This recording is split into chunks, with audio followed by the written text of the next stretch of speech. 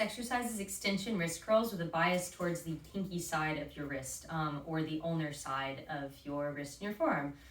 So what's going to happen here is we've got two motions in our wrist curl. One of those, the relatively easy one, is coming straight back like you're revving a motorcycle, and the other is ulnar deviation, which is deviation of your wrist, of your hand towards the pinky side of your wrist. So we've got two things happening. We've got up and towards the pinky side of the wrist with a weight in your hand. So you're going to get a weight. The weight should be challenging, but you should be able to do around 3 rounds of 10 reps. So if you can't make it through all of that, you need to drop your weight down a little bit.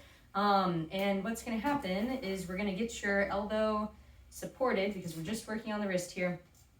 You're going to let your wrist drop down, and you're going to bring it all the way up and down and all the way up. And what you should start to feel here is that extensor muscle that's on the back of your forearm. You should feel it working all through here towards that outside part of your elbow. You might also feel it closer down towards the pinky side, especially if you're getting a good amount of ulnar deviation in.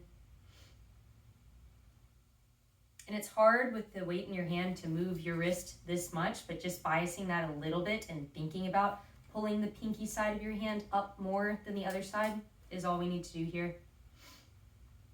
And you want to progress this as it gets easy, because we're trying to build resilience in that tendon and strengthen that muscle up and make things better. So when this gets easy, bump it up from either 5 pounds to 8 or 10 pounds. And if you're already at 10 pounds, go up a little bit more. But that's it, pretty straightforward.